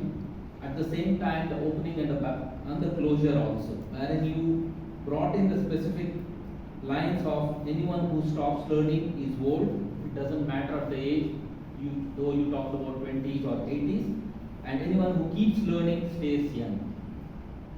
So these are something which you really commendable. I mean, you did very well. And coming to the body of the speech, specifically you talked about the family and where you are from, which basically from Bangalore, and you talked about the education and company, which I felt it's in a chronological order, which you brought in to some extent. And what I like the most on the body, where the content part, where you brought in the turning points, which connects to the theme, that wherein how important in terms of the, though you are engaged and being stressed upon in your where you are working, how you are able to overcome, and then the learning part of it, how you are able to connect. Though there was an individual person, your friend, who was helping you to join and do higher educations. So these are, I felt, some of the turning points wherein that even connects to the theme of tough as old books, and where I would think where you can aggrandize to the next level, rather to the word of the theme, where how you can take it to the next level. I would like to talk about in terms of TCP, though I would not say that this transmission control protocol, but as Toastmaster of the day was saying, actually engineer being evaluated by a manager, but I would still put in specific points on the time part. Though it was meant for 4 to 6, considering there is a 30 seconds grace period, I still felt that there is another 120 seconds or 2 minutes of good time where you could have used the stage, considering it's an icebreaker speech, and you could have shared some more thoughts.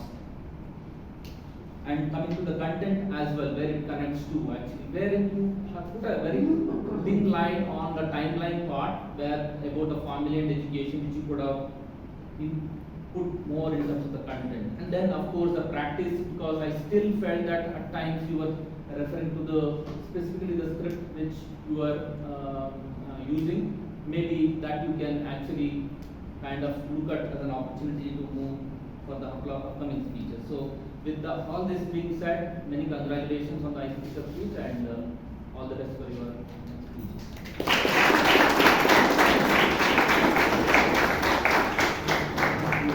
If the speech was TCP, maybe the evaluation was UDP.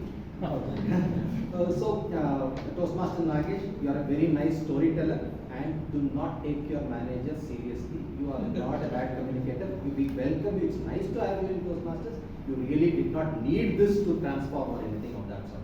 That's what I felt. Anyway, all right. So now we have, I told you, Toastmaster Gangadhar evaluated Toastmaster Priyan's speech. Now Toastmaster Gangadhar's evaluation will be evaluated by distinguished Toastmaster Vijayan.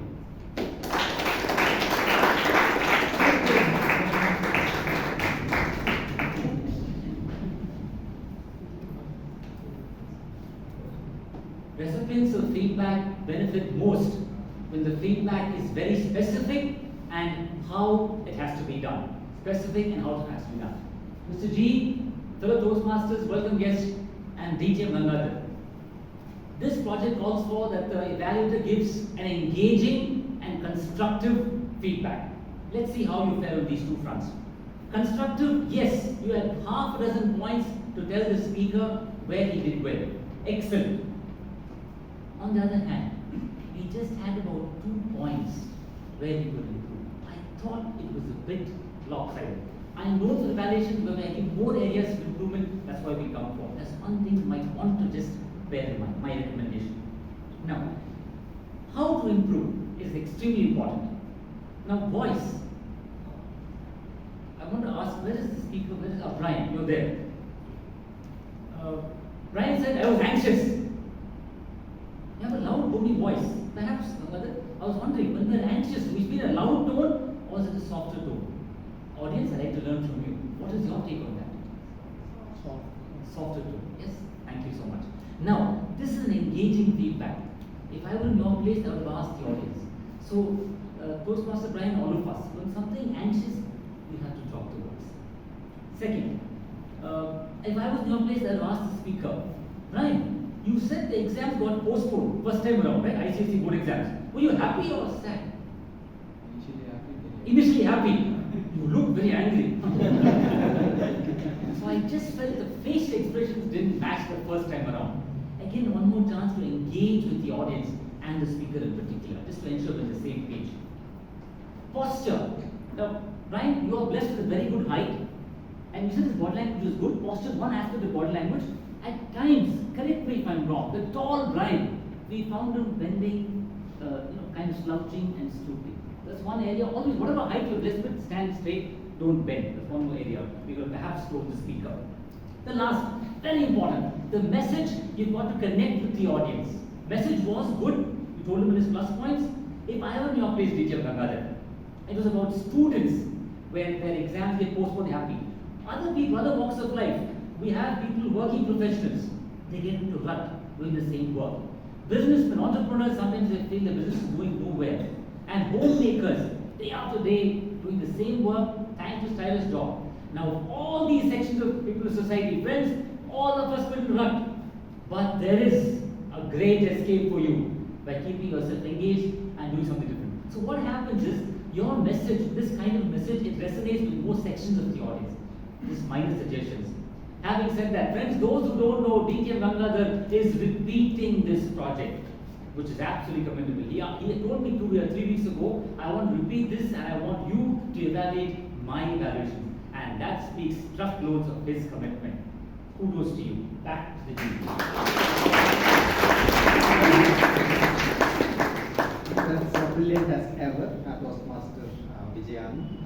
Let's go to the tag team. Timer Chirag. Toastmaster Chirag, can you need time?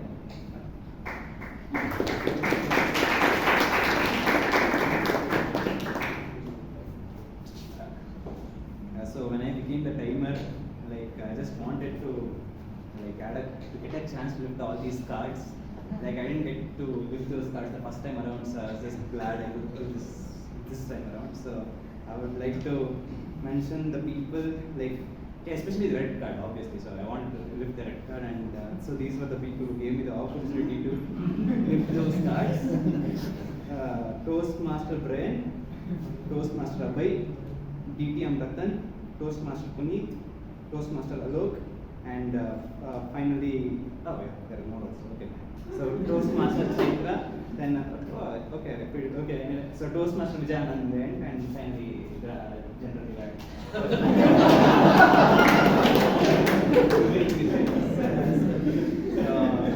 I request you guys to, keep the time in check and not the time limit in check and not give as much pleasure to the next timer as to give to me.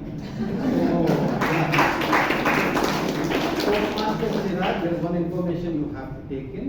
Okay? General evaluator, like the Pope, is infallible. Kidding. Toastmaster Sampath, would you like to give the art counter?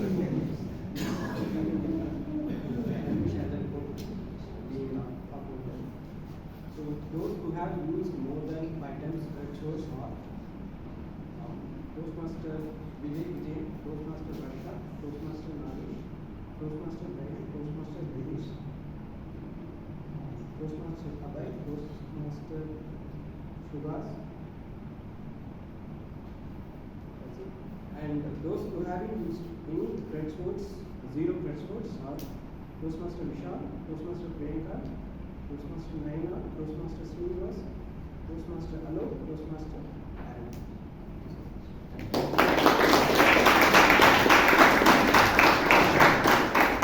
Grammarian vice would be Toastmaster Dhanya.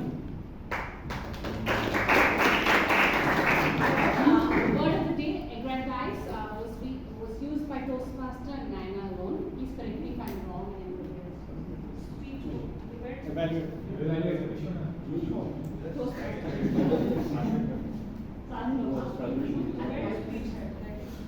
Nainas, yes. Nainas factor. I missed Toastmaster Vishwanand. Take note of that. In terms of good use of language, there's a lot of figure of speeches used today, including metaphors and similes and even a pun. Some of the good uses of language, examples where life throws at her, life-turning event, upside down, inside out, slaves to it, top of the town, confident mustard, pain is inevitable, suffering is optional, perfect is the enemy of good, and increment as a pun. Profound, and again metaphors of dirty kitchen, and lightning bursting a cracker into people's speeches here. Humor liberally sprinkled, cohesiveness, well-oiled speech. And again, not as a critique but for group learning, I would like to add that I found a few challenges of usage of tense. And again, maybe some informal use of language, which could be better. A few of the examples where telling suddenly would actually be suddenly telling. I forgot, since it was actually the past, it could have been I had forgotten. When they told would have been better as when they announced. And table topics, speak quickly refers to speed of speaking. I think it would have been better speak promptly. I'm really thankful would be better as I am really thankful.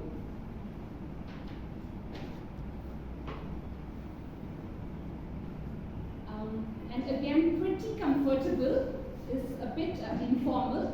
Reasonably comfortable would be better usage. A person, your friend, is just better as your friend. Put in words, better usage could be add words. Thank you.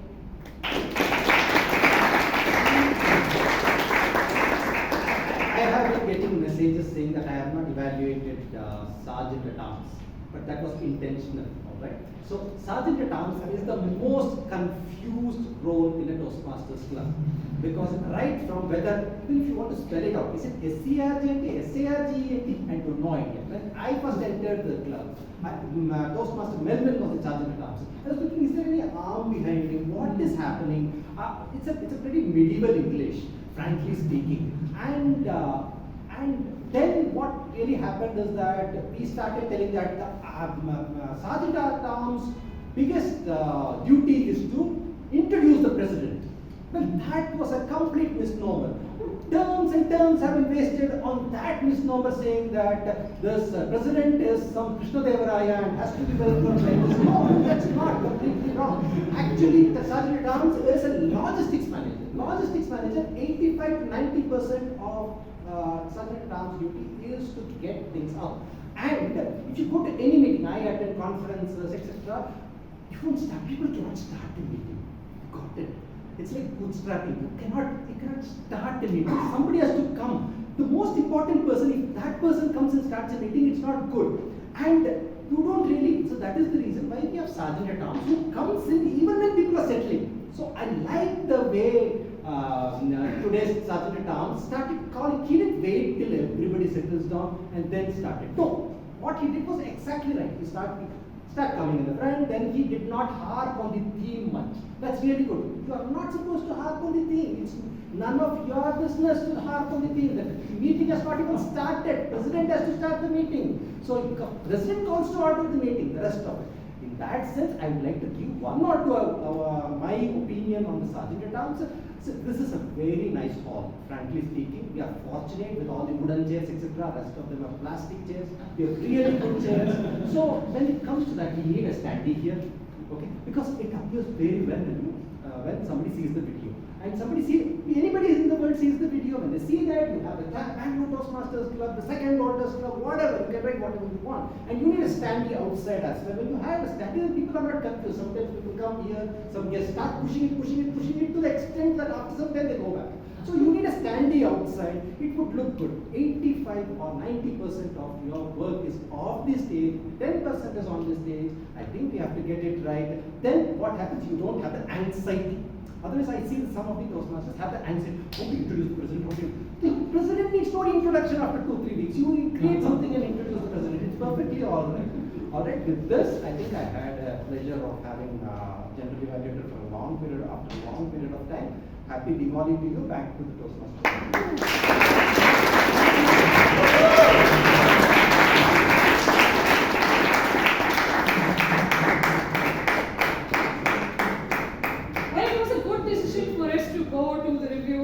Unlike most of the umpires, our umpire was expressive verbally and non-verbally.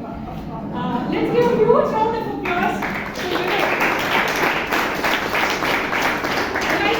Well, I should thank one other Toastmaster. While Toastmaster Vivek Vijayan was actually bringing the context of getting the automobile towards the end, that is a table topic speaker like a DTM Rajdeep towards the end. I think Priyanka has already been successful in terms of implementing it by getting Toastmaster Vivek Vijayan towards the end, the last segment of the meeting. Phenomenal job, Priyanka. Thanks for the opportunity given. It was a diverse meeting, I must say. From college to Goa, from mother-in-law's cooking to beautiful pancake, irrespective of how the kitchen was. I think we have thoroughly enjoyed the feast. On that note, I'm intending to give back something to the role takers who made it wonderfully colorful. This Diwali was a blast for us. People would have been perplexed, right? All of the role takers have given me the people who inspired them the most, their pictures, the people who've been in the tough booths and have inspired. I'm glad that the committee has agreed to bring those unsung heroes who brought all the role takers today on the dais in our social media pages and on our group. That is my gift as a Toastmaster to all the role takers today. With that, it's now time for us to go to the third umpire. I think the link is out, the code is evolve, waiting for your results. With that, I evolve, EVOLV. all in smalls.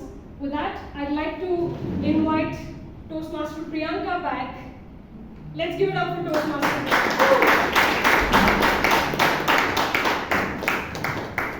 Before I conclude, I think I'll give you all 10 seconds to complete your voting, as will help Sergeant Arms to do the tally.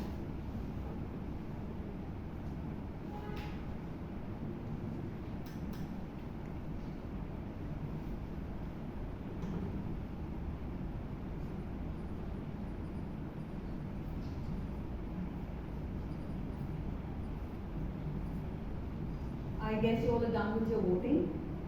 I would like to thank the Toastmaster of today, Toastmaster Varsha, for tying the entire meeting so wonderfully, and just not that, for phenomenally introducing all the role takers and also their role taker and also their heroes, which I'm sure you'll all get to see very shortly, walking through the tough paths. Thank you so much, PMOD. Let's give her a huge round of applause.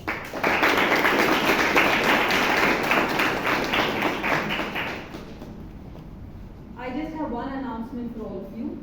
November 25th is the area level contest. The link and the poster regarding the area contest has been shared to all of you.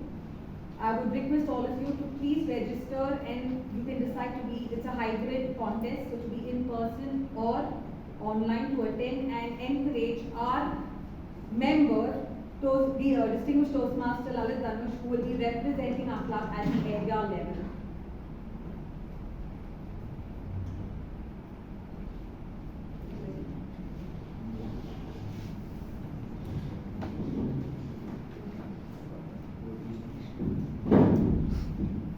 Keeping time in mind, we'll now move to the award section, and the Best Auxiliary Role Taker Award goes to Toastmaster Chirag.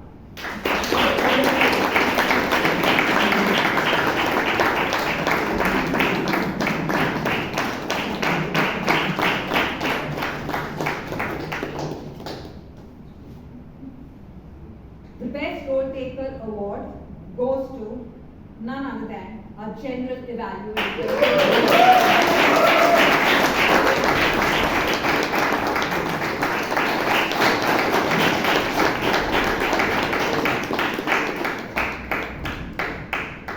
The Best Table Topic Speaker Award goes to, I guess no guess is required, goes to Distinguished Toastmaster Rajdeep.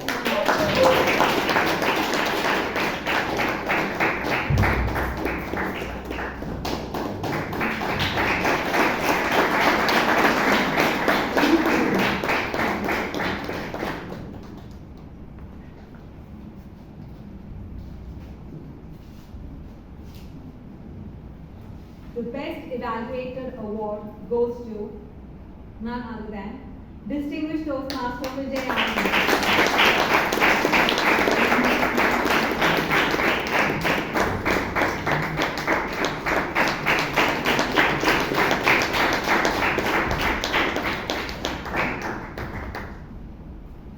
And now it's time to announce the Best Speaker Award.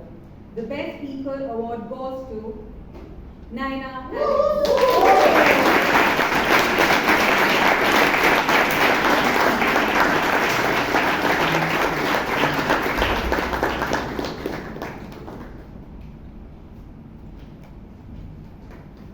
And now I adjourn today's meeting number 1402. I would also like to let you all know that Toastmaster Sureka ma'am has bought us all lovely snacks, so please enjoy yourself once I adjourn the meeting. I adjourn today's